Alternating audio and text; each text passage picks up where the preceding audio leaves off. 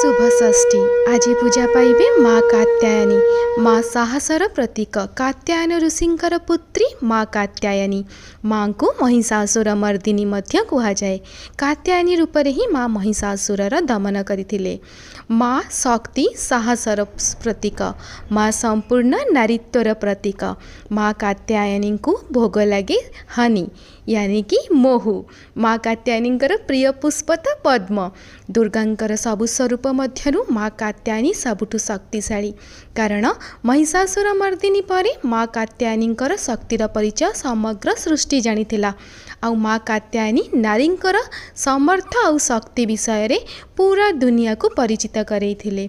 आपण मानंकु आउ समस्त नप्रिय परिवार को माँ कात्यायनी सब बेले घंट घोड़े रखंतु एहा मु माँ आगे प्रार्थना करी।